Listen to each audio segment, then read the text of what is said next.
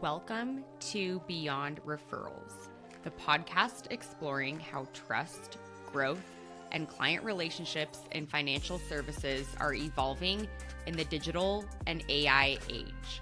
I'm your host, Emily Armstrong. Let's dive in.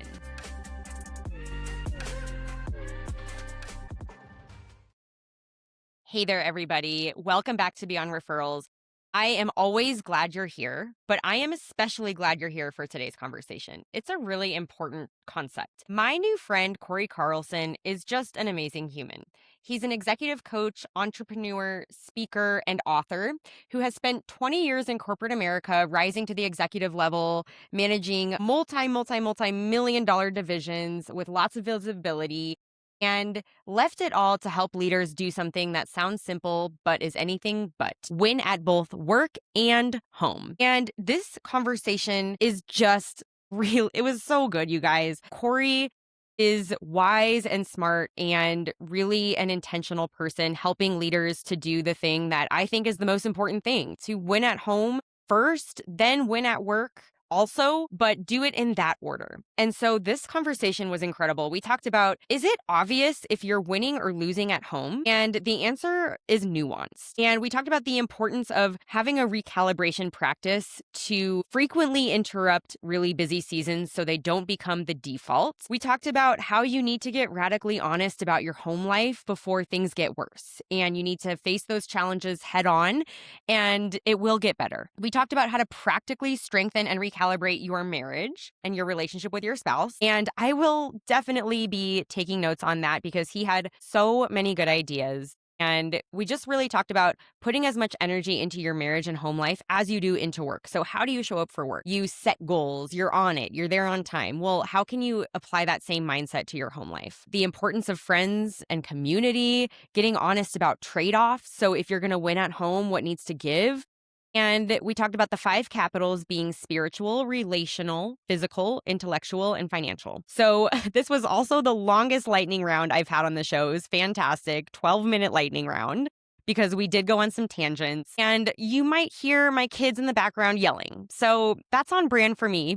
Hopefully it's not too distracting from this incredible conversation. And everyone needs to read Cory's book, Win at Home First. I devoured it in like 4 days. It's so good. If you're a person who's trying to be more intentional about your life at home and at work, this is a book you need. So get excited for this incredible conversation with my friend Cory Carlson. Hey, everybody. Welcome back to Beyond Referrals. This is a conversation that I am genuinely so honored to have, and I am so excited that you're here today. So this is a deeply personal topic to me, and I think it will be one of the most influential conversations that I've recorded on the podcast. Today, I have with me Cory Carlson. He's an entrepreneur, executive coach, speaker, and author who has spent 20 years in corporate America, rising the ranks as an executive before leaving it all to help leaders do something that sounds simple but is anything but win at both work and home. His book, Win at Home First, was named by Forbes as one of the 7 books everyone on your team should read. His podcast of the same name is ranked in the top 1.5% globally. He's coached over 300 corporate leaders and has spoken to thousands more. And he has co-founded Rise, a nationwide community of 100 plus male business leaders committed to excelling at work and at home. But what I love the most about Cory and meeting him is that he's not just preaching a message that he figured out in theory. He has lived this message and come out on the other side. So I am just really excited. I read Win at Home First in like 4 days. I absolutely devoured it. And his other book, Rise and Go, is a current read of mine. Every single person listening with a business and a family needs to hear this conversation and read Cory's book. So, Cory, welcome to Beyond Referrals. I'm so thrilled you're here. Well, Emily, thank you very much for the intro. Thanks for reading the book. That means a lot. And so, just thank you. I've been looking for this conversation. The previous conversations we've had, email exchange. You have a heart for your audience. And so I'm looking forward to just spending time with you. Thank you. Yes, me too, Cory. So I would like to get into your story. Let's start there, just for anyone who's not familiar or hasn't read your books. How did you go from being a corporate executive succeeding in that lane to doing what you're doing now? And where does this message come from? I started my career in civil engineering, just for context for the listeners, and I got a degree in civil engineering, and then got involved in sales because I didn't like the civil engineering part of it, but I did want to do sales. So I got involved in sales of selling civil engineering, products like storm sewer, bridges. And it took me from Kansas City, where I started my career, to Denver, Colorado for a few years, where I managed more people, more states, and then eventually to Cincinnati, which is where I currently live now as well. But when I got to Cincinnati, Emily, I was 37 years old. I had just leapfrogged my boss. I was now managing him. I was managing people older than me, people who've been in the industry longer, the company longer. And so I was battling some of this imposter syndrome. And at the same time, things on the outside were looking pretty great. I just got promoted. I was making the most money I'd ever made at that time. But I was a VP of a $120 million division. And just to give context for listeners, we were the largest EBITDA or profit contributor to overall billion-dollar company. So it was a lot of visibility. And so what this caused me to do was skip the gym, skip my quiet time. My kids would be on the floor playing at night, and I'd be on the couch with my laptop working. I didn't know how to shut it off because I felt this pressure from the executive team. I wanted to perform. All that to say, I was starting to drift, and I didn't want to. So I went to my boss and said, "Hey, boss, I need some help." And he said, "Get a coach. I've always had one." And I was like, "Why didn't you tell me this sooner? This would have been a lot more helpful if I would have known this sooner." But I ended up hiring an executive coach, and it changed my life. I know that sounds extreme, but it did, because I just started to look at life differently. What's my purpose? What are my priorities? And I started to lead that way as well. And I fell in love with helping those that reported to me to talk home and work. I took one more corporate move where I was president of sales for a national contractor. And Emily, when I went and traveled to meet with the sales team, I'd go to Nashville to see that sales rep, and I'd say, "Hey, are you dating your spouse? Are you being intentional with your kids? And also, hey, what's the hit rate on our proposals? And what are the big rocks for this quarter?" And I did that with every salesperson I traveled with. I just talked home and work. When I saw they got better, I knew I'd got better. I was like, I'm gonna go do this for a living. So that's how it happened, is because, one, I saw personal change in my life. Then I kind of tested a little bit with some folks and saw it work, plus just loved it, the process. And so that's why I at least had the idea to go from corporate into coaching. Yeah. I get so inspired when I meet people like you. I think there's a pressure that a man like you in that situation was facing to provide for your family, to perform at work. And I feel incredibly tender for that situation, because like you said, like, you didn't know how to turn it off, right? But you saw your life going in a certain direction, and you had the courage to kind of like pause and ask questions and step into this new way of living. And I love also how you were, the thing that came to mind was, you were dressing for the job that you wanted. You were already coaching people on this before you left corporate to do it full time. So, and I've shared a bit of my personal story with you, but I just really think it's courageous to do something like that. And so I want to ask, so I love winning at home first. In your experience, is it obvious if you're not winning at home? Or can that kind of be this thing in the background that's not yet super painful? Or in your experience and your client's experience? No, unfortunately, I think someone who is so buried into work, it can be oblivious to what's going on around them. I mean, I think there is a fact there that someone's working so hard, they think their marriage is okay.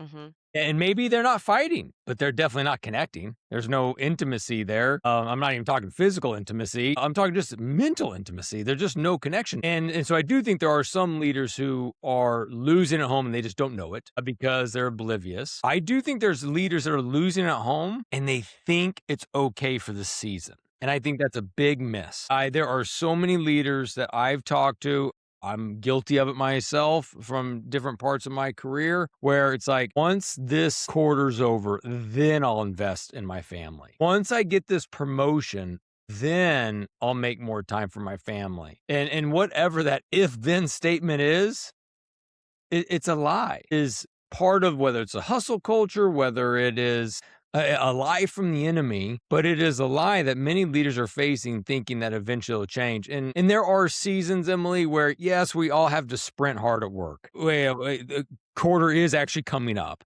You need a big time deliverable for a client. For me, I had my corporate type deadlines. Now in this world, I got a book deadline. And there are real deadlines. I get it. But when that deadline comes and goes and you didn't recalibrate, you didn't change your life at all, and yet your spouse is still like, hey, wait, I thought you were going to change. Or your kids are like, hey, I thought we were going to change. Now you're only fooling yourself. So I do think there are leaders who are losing at home, playing the if-then statement, and eventually it's going to come to bite them. Yeah. Oh man, I feel like what's so real about that statement, the if then is, and like you said, to differentiate between a mini sprint of like an intentional focused sprint of, hey, I'm going to put my head down on this thing. This needs more from me at the moment. And then I'm going to recalibrate. But it's that danger of the moving goalpost that never stops. So it's like, unless you get, I would say, radically intentional about winning at home first, you're never going to get that moment of like, I finally have a moment to win at home. Like you have to make it happen yourself. And tell me about what's the danger of if someone feels that, like if someone's listening and they feel that, I don't know if I'm killing it at home, but I'm too busy to even go there right now. But I'm scared of letting myself feel that or see what that requires of me. What would you say to that person? And you're gonna have to face it sometime. So you Yeah. might as well do it now versus it gets even worse. I mean, if the example is, hey, we got a tough marriage for 2 months and now I want to talk. Well, if you let it go another 3 months, well now we've got a tough marriage of 5 months we got to worry about. So I would just I'd hit it head on.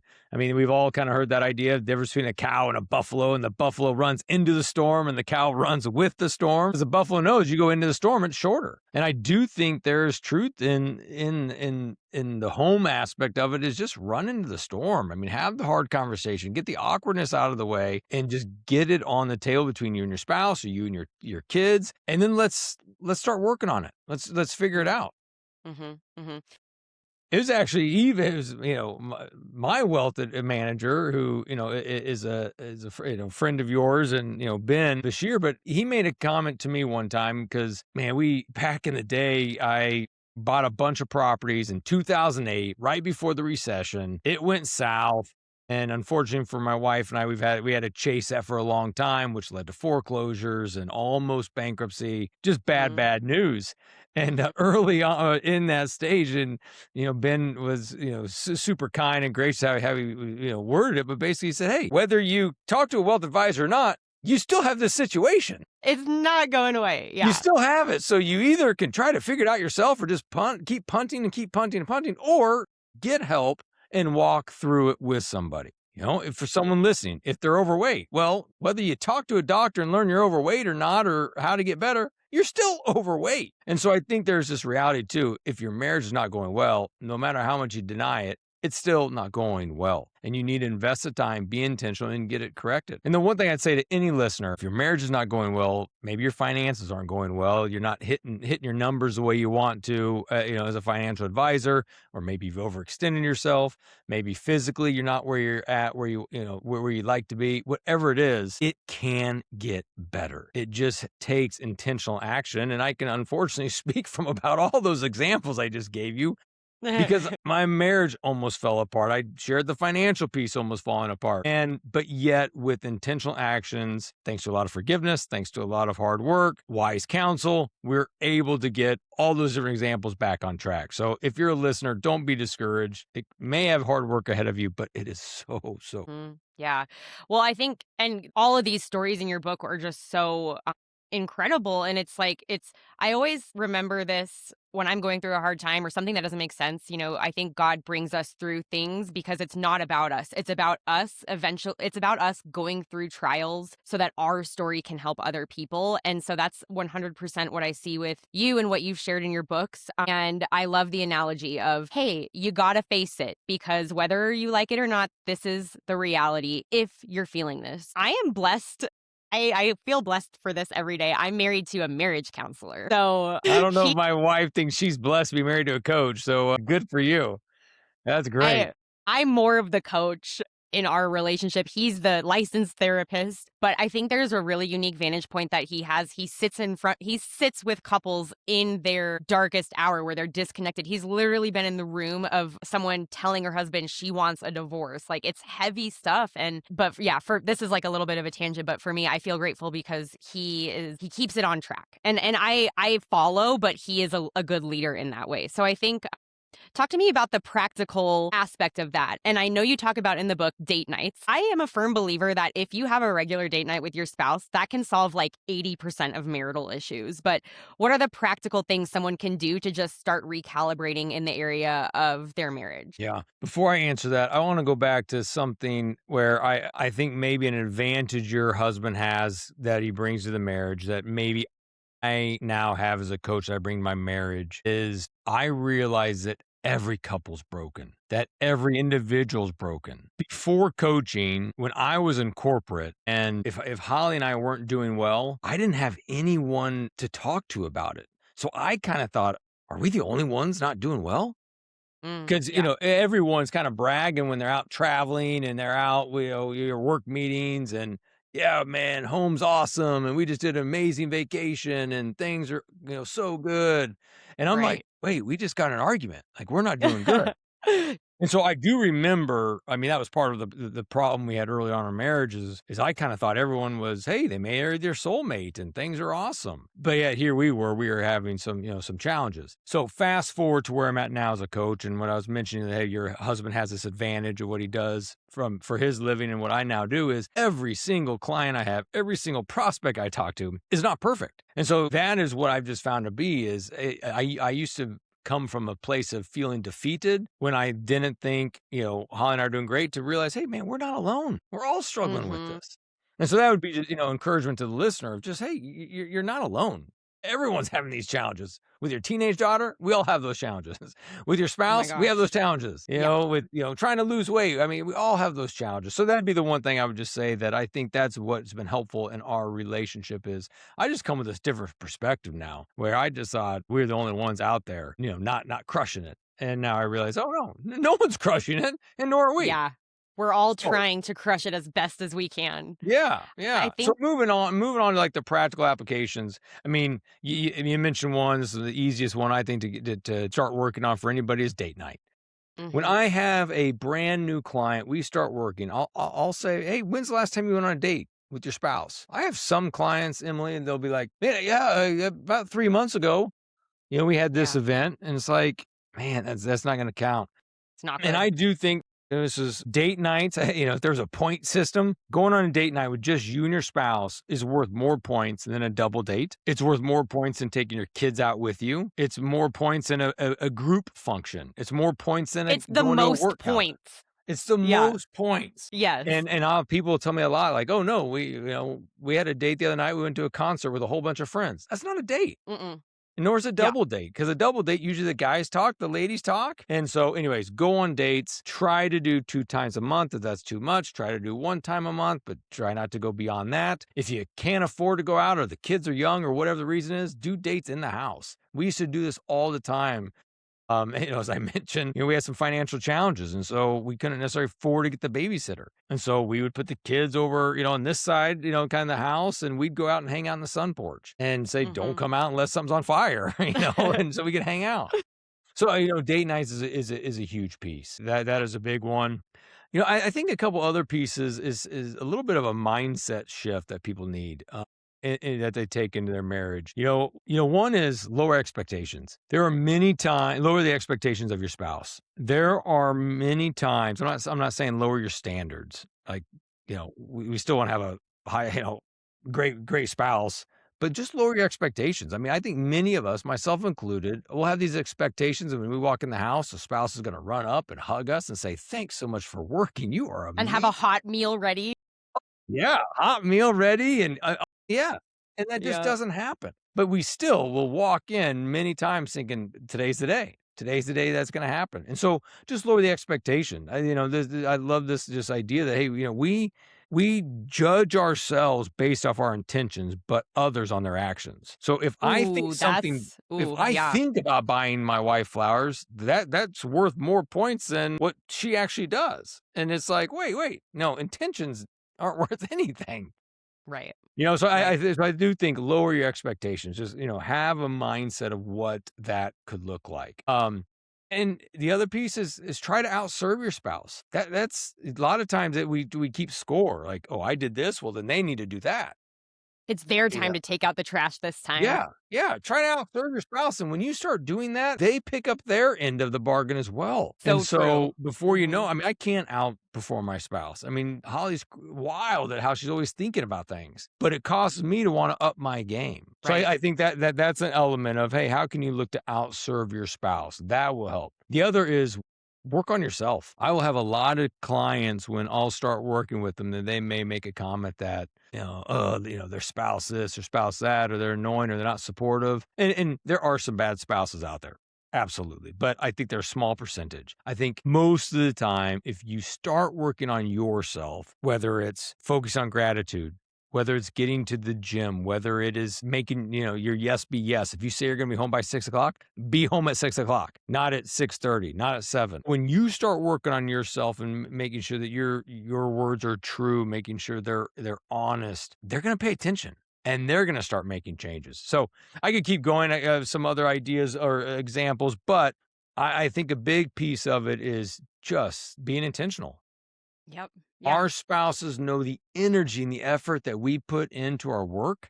Mhm. We plan out our call schedule for the week, how many calls we want to make. We want to go to these different happy hours. We want to go to these different conferences. We Mhm. plan all that out for our work, but then we're winging it at home.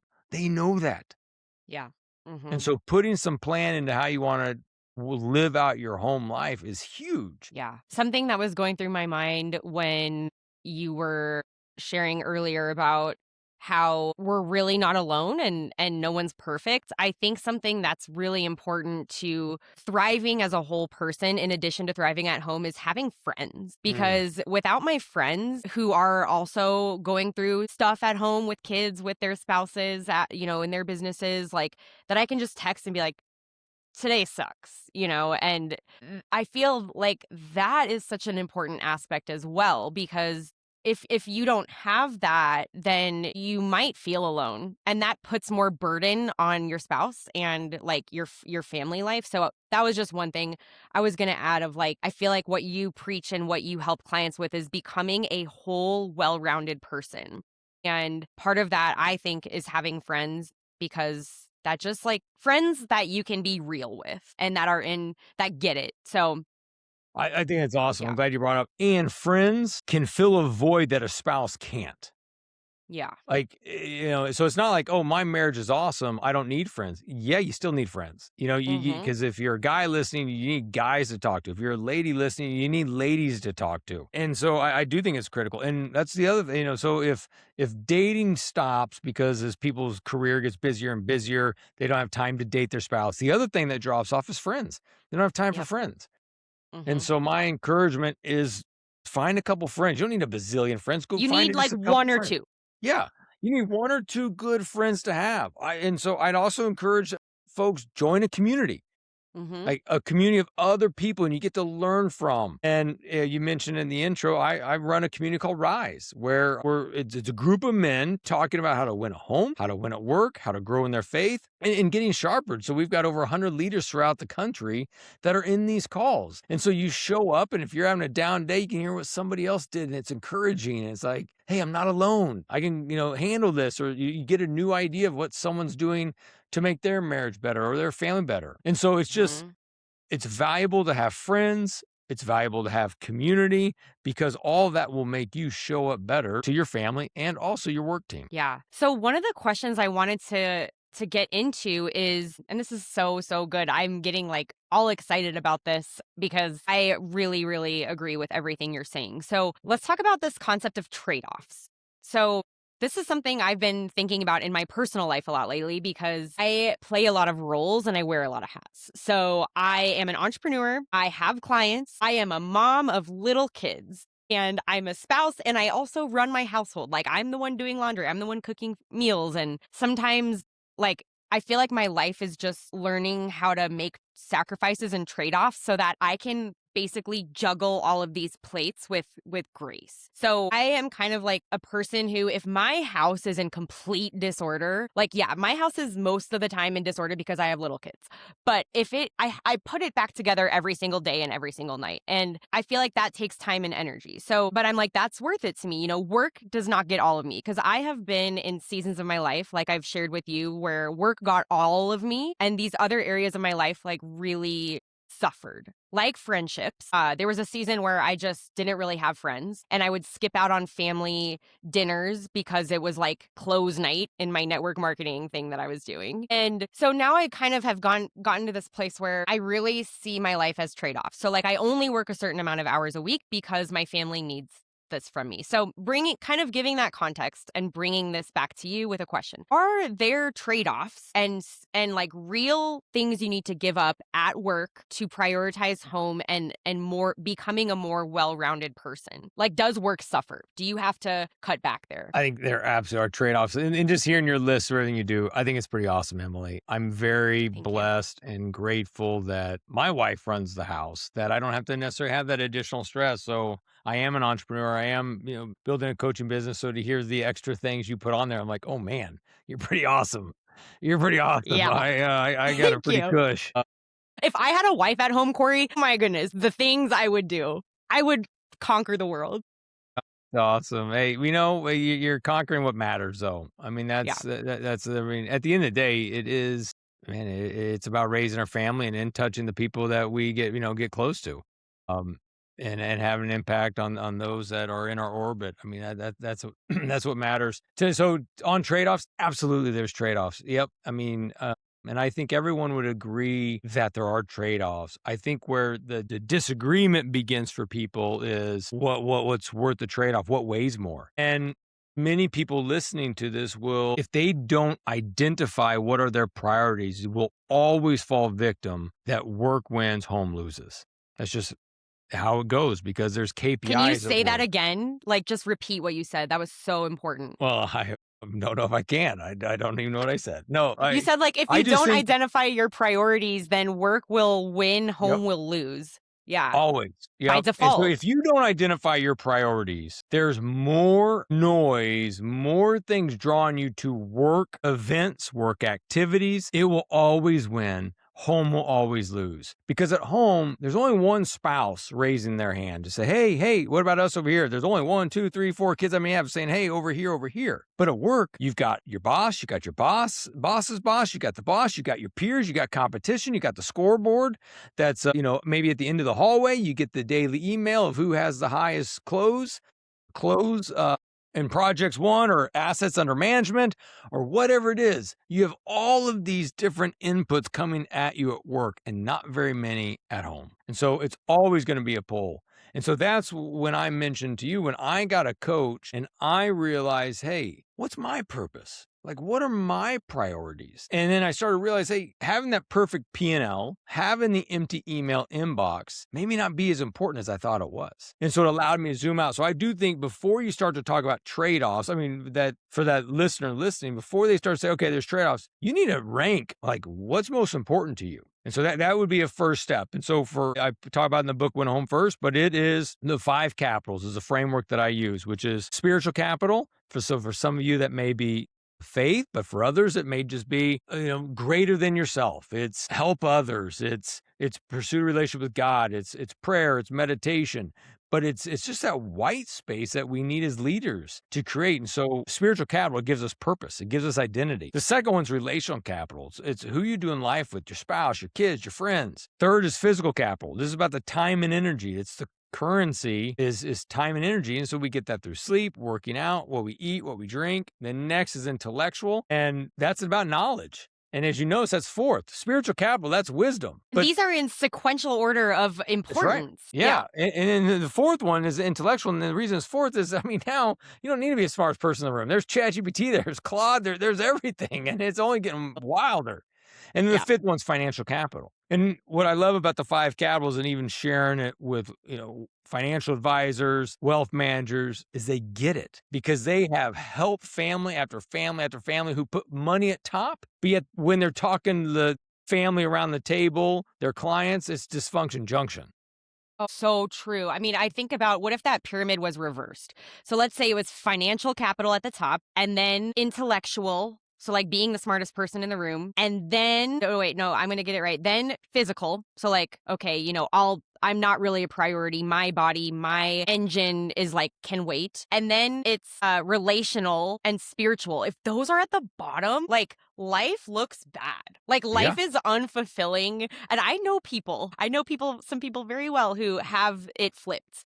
And I feel sad for them because I think sometimes if someone's living that way, they, one, might not know it or might not care, and you cannot change someone's priorities for them. Or two, it's like they have they have to get uncomfortable to like really get honest and change it. But I really like the 5 capitals framework. I've seen that before in the context of Ben Bashir and Live Well, and you're right, it really does click for people in this industry and for listeners of this podcast because it's like you're only given so much. Like, how do you spend this currency and this energy, and in what order? And honestly, like when you have those 5 capitals right, it just works way better. Like, that is how humans and life were designed to work. And I think it's Yeah. I mean, money doesn't bring happiness. All of us had different moments in our life where we made more money, but if other things were off, then we just didn't have joy. And money can be fantastic. Money, if leveraged well, allows you to go on date nights. It allows you to go on the nice vacations. I mean, so it's not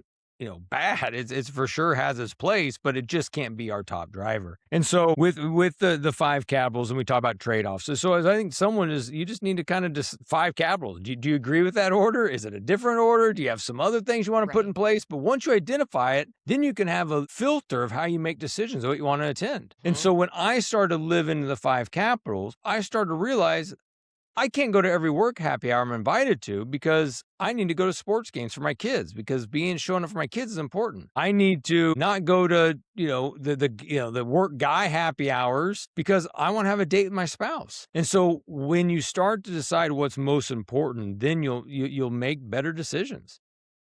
I love And that because, oh, sorry, if you're not finished, go ahead. no, keep going. I could keep going all day long. Well, I I love was this. just, yeah, like, I think what you said is you have to get intentional for yourself about what's important for you. Because let's say financial capital to you is the most important. Let's say that you want to make, like you want that to be the main focus of your life. Well, just know it and be intentional about that, because I think in today's world when we see so many people doing so many things, like the world, technology, social media will influence us and tell us what's important to us unless we decide what's important to us and how to live. So it's like, okay, that's not how you and I are going to live, Cory, but like if someone else is feeling like, no, that's actually more important to me. I've heard podcasts of women and I really don't agree with this because it's just not me, where they're like, where they have these extremely high power CEO, like founder roles, and they basically do not see their kids ever. And they're like, I'm fine with that. And I'm like, cool, that's them. That is absolutely not me. I would not be in integrity with myself if I lived that way. So yeah, everyone needs to identify like truly what their values are, and with the 5 capitals framework. And I love it because it's so simple. Like, it's really simple. Okay, there's one interesting question I want to bring to you. So this idea of getting intentional about what's important to you. Mhm. And let's say someone listening is having this kind of gut feeling of like what you and I maybe felt. Let's use you as an example. In that sales role of like, man, I feel like there are certain other areas of my life that I want to put more energy towards. But and this is what's really tricky, and especially for listeners of this podcast and in the industry of wealth management, like it's almost like your value as a professional is tied to production, and it's tied to your results. It's tied to AUM. It's tied to premium numbers. And there's a real reward and ranking system that basically will show the world like where you fit on that scale. And if you produce more and you do more, you are more desirable, more valuable, more like, all the things, right? And I think that that's just how business is. And it's not like an inherently terrible thing, right? We want to incentivize people to do well and be successful. But I think it can be really unhealthy because it kind of keeps someone in that cycle of needing to perform and needing to produce at the expense of other things in their lives if they're not intentional. So the question in all of that is, if there's a culture, if someone is in a culture like that where it's like it could be toxic or it could just be very much sales related, like performance related culture, how does someone start to get intentional about this and winning at home if it's a bit countercultural or not everyone around them is doing it? Yeah. I mean, I think there are some cultures that are toxic. There's some awful bosses, and leave. I mean, Get out. Yeah. that'd get out. I mean, that's Mhm. I'm not saying that's the right answer for everybody, but there are toxic situations, there are narcissistic bosses, there are bad people, bad systems out there, and if you're in it, get out. I mean, the other people will take you. If you are a high character, high performer, you'll find a home. Absolutely. Assuming you're not part of some of those super toxic environments, but you're just in a normal environment, which is work hard. Let's go win. A few things you got to think about is there's more scorecards you need to be measuring against than just that one that is posted at work. If you're only playing for the one scorecard, then you're going to lose in a lot of different areas of life. And that scorecard's ever changing. We've all been playing a game where it feels like the field goal posts keep moving. It's like, hey, I thought we wanted 100 million assets under management. Why are we going for 150? Wait, why are we going for 250? What, 350? And the field goal posts always move. And so you just got to be careful. If that's that one scorecard you're paying attention to, you're just going to be going after that. I think you got to think about your scorecard of life that you want. What's important to you? Yeah. Yeah. Yeah, let's crush it at work. We were made to work. We were made to excel at work. Work. I'm a faith person, as I know you are too, Emily. It's just our work is supposed to bring glory to God, so we want to do excellent work. But that's not our only job. We're also supposed to be an incredible spouse and a great parent and a good friend and contributor to our community. And so there's a lot of different scorecards as a leader you got to be paying attention to. And so if you're not always going to get first on the work leaderboard and you get 5th or 10th, or whatever that number is, but yet you're a great dad, a great mom, friend, that's worth it. That's good stuff. Mhm. Over my career, Emily, I've had 18 bosses in one family. Those 18 bosses, sounds so weird to say, but I don't even know if they're all alive. Like, I know some of them are alive because I still They're talk not. to them. Yeah. But Yeah, you're not. I don't know them, but I was making choices and sacrifices for these 18 individuals.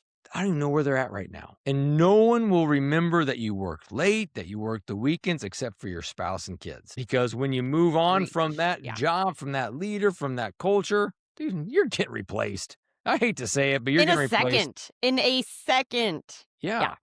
And Yeah. so you just gotta, not be naive and not all fall. And I did all this. I mean, I know a mentor said wisdom is spelled WISDUMB. It's from the dumb mistakes we made. So anything I'm saying that sounds kind of, that's a good idea. It's because I learned the other way. I You learned learned the from hard way. experience. I'm Yeah. a sales guy by career. I mean, I've chased after the awards. I've won some. I got to go to the Ryder Cup. I got to go to Mexico a few times. I got to the different things I've won. But man, at what cost? So and then fast forward to right now. I mean, I'm an entrepreneur, and I have a lot of similarities to what a financial advisor goes through. Is I basically eat what I kill. If I want to go get a speaking engagement, I got to go find a speaking engagement. If I want clients, I got to go find clients. So I get it. And for me, the big piece, Emily, that helped me through all this and was here even recently, and you mentioned you're reading Rise and Go, and I talk about some in Rise and Go, is I left corporate, went all into coaching right at COVID. So my timing's pretty awesome. Yes. All right, I buy a bunch of real could estate not right before believe it. 2008 recession. I decided to become an entrepreneur right at COVID. So I don't know if anybody should be following me for my stock picks. They're Literally, probably very good. Yeah. So next that's time why you I make a have big well. move, I'm going to Yeah. call you up and be like, all right, Cory, you made a big move. Okay, I'm going to prepare for an economy recession That's because right. you have a good track record. That's really, Yeah. I mean, going back to that, like that's God's hand in your life because he had to take you through these lessons so you could lead other people through these really hard lessons. Yeah.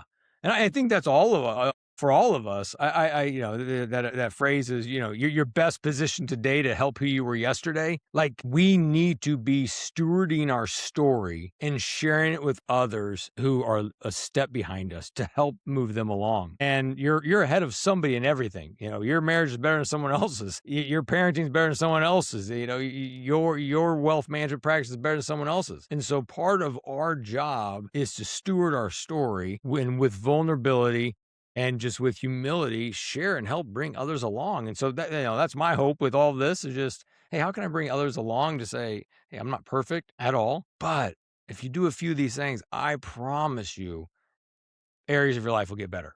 Absolutely. Yeah. That's so good. I feel like we could keep talking for a few more hours, just sharing stories on that. And I just want to say I haven't known you for long, but I see that you are a leader worth following in these areas and the real deal. Actually practicing what you preach, and that really shows. And so, yeah, like I said at the beginning, I'm just so thrilled to be connected to you, and I'm just grateful for your message and your work. Well, thank you. Thank you for having me. Thank you for what you're doing. Yeah, it's just very cool. And your questions are cool because you care. They're not just They're not like random questions. Is like, oh, I've had these before, but no. So it's cool. I love it. Yeah, I wanted to do like I like to have actual conversations and not just be like feel like I'm reading from a script. So I'm glad this was fun for me. Can we do a quick lightning round before we sign off? Go for it. Okay. I like these because it helps me to learn my guests a bit more. All right, give me some business or entrepreneurship advice that you do not subscribe to. I could probably guess a few of these tidbits. Man, I don't know why this one's coming to mind, but I'm not in the crazy morning. You got to cold plunge. You got to do the hot sauna. You got to do all that stuff to be successful. I mean, I do believe in working out in the morning, my quiet time, but I don't know. I think some of that stuff's kind of funny. I saw this post recently. It was like how to get 1 million of AUM, wake up at 4:30, cold plunge, read 10 minutes of personal growth. Like, it made me laugh because that's big Yeah. in this. That's big And in there's this people who are industry. doing it. I mean, there's people who For are sure. legit trying to do it. The book The Miracle Morning kind of like messed me up and gave me trauma because it put me in this like, okay, I need, and I'm the same as you. I start my day very intentionally, but when you're trying to like optimize every second and you just wake up like ready to optimize and become a machine, like I just don't think that's how God made us. So that's great advice that you don't subscribe to. Yeah. Yeah. What is one tool that you can't live without? One tool I can't live without. Obviously, first thoughts, unfortunately, a phone. I would not say this my whole life, but I would say in the last probably 10 years is the Bible, is reading scripture. It's just became a big part of who I am. It helps keep me humble. It helps give me perspective. And so I read, it's right here. I do the old school Bible, where it's The paper Bible. paper Bible. That's what I read. I mean, obviously, I still do a phone Bible app time to time. But anyways, I would say that's that. Yeah. What is your Bible reading rhythm currently or your plan? Well, this year, it's Bible in a year. So we just got done Ecclesiastes. I do Bible in a year, probably about every other year. I think there's parts of it that are super awesome. Like, I encourage everyone to do it. I just had this conversation with a guy this morning. I love doing Bible in a year. It's great because you get a chance to read the Bible and there's stories you kind of forgot or you don't read that much. And so you get exposed to it. But what it does do too is it's a time crunch. I mean, and so you also, for me, I lose a little bit of that fluidity that you can have in a quiet time where you just noodle over a verse or two because you're not trying to crank through chapters. Right. Yeah, it's So different. that's what I'm doing right now. Other years, I will just kind of pick a book and read through it a little slower than what I'm doing now. Yeah. So I went through a period of time where I was kind of like not the Bible. My Bible was kind of like I just didn't feel drawn to it, and that bothered me because I'm like, I know this is important, and I recently found a really really awesome way that I'm engaging with scripture that I cannot wait to do every single morning. But it's like what you're saying. I take one verse and I go extremely deep, and I use Claude. So I made this Claude prompt, and I can share it with you. But Please do. That'd be yeah, great. there's an app called the Dwell app, and they do a verse of the day. If you know Dwell.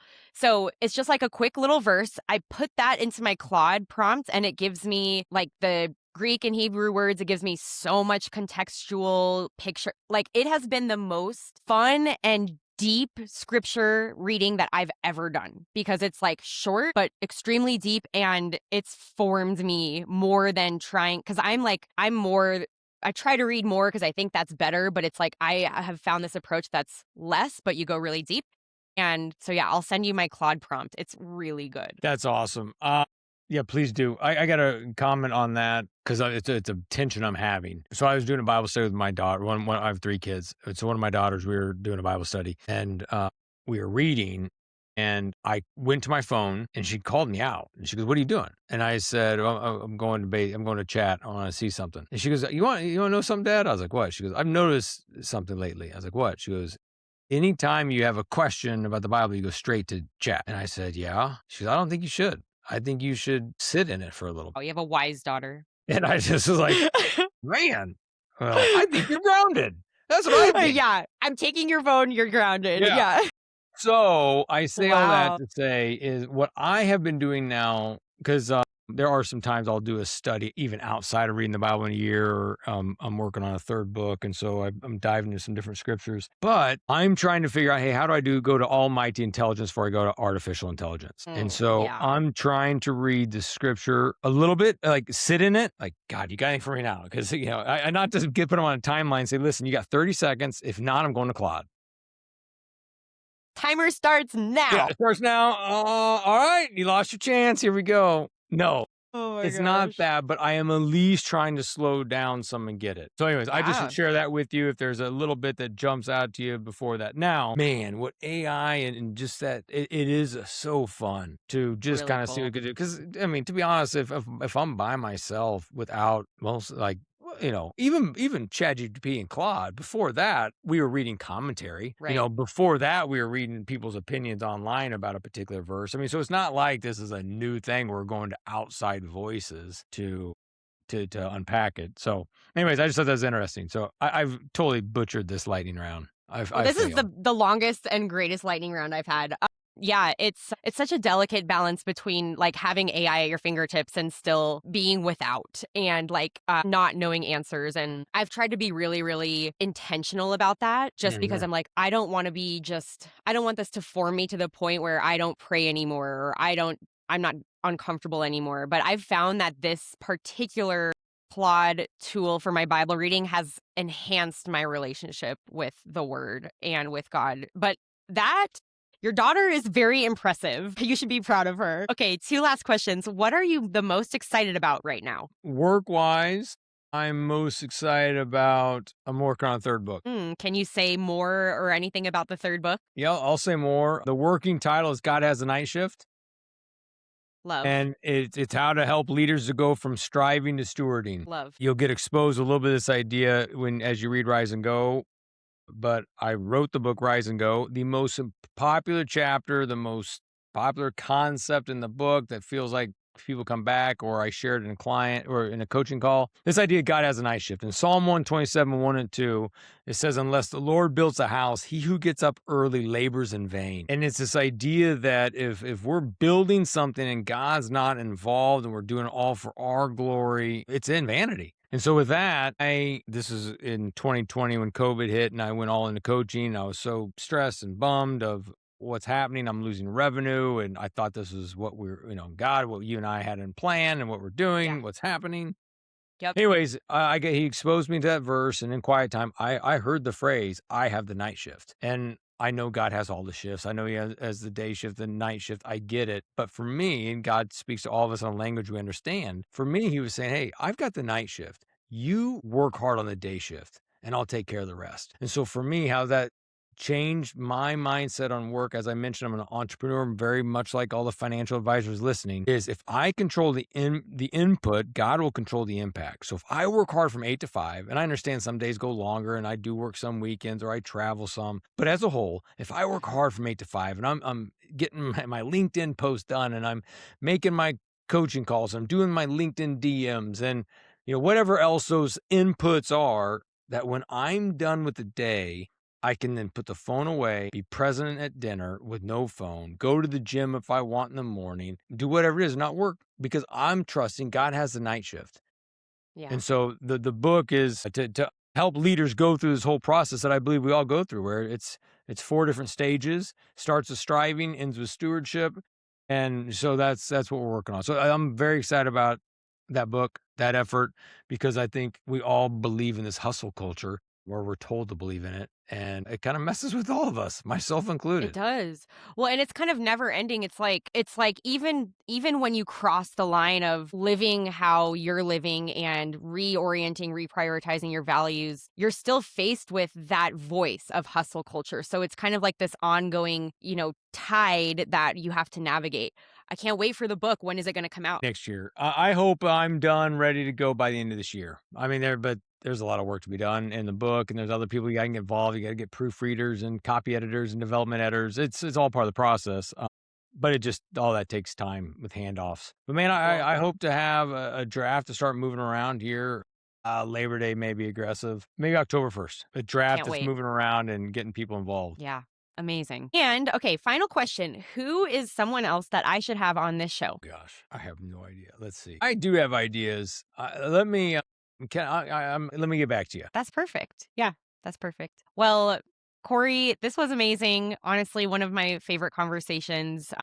Big advocate of you and your work. And I will link everything in the show notes. So for the listeners, Cory has 2 books that we talked about. Grab both of them, Rise and Go and Win at Home First. Every single person trying to be more intentional with their life needs to read Win at Home First. Better yet, get both books. I'll link them in the show notes. I'll link your podcast, your LinkedIn. And this was just such a pleasure. Thank you, Cory. Thank you very much, Emily. Thank you for what you're doing and getting this message out there to help others in your space. Appreciate it. Yeah. Hey, thanks so much for listening to the show. If this conversation resonated with you or you learned something new, make sure you follow the podcast so you don't miss out on future episodes. And do me a favor, like and subscribe and share this episode with a friend. Comment on anything that you want to see or hear more of in the future as well. You can also stay connected by subscribing to the Wonder Weekly newsletter and connect with me, Emily, on LinkedIn at Emily Armstrong or Instagram, Emily Armstrong 2.0 for more insights on building modern client service firms. Until next time, keep on adapting, modernizing, and growing beyond referrals.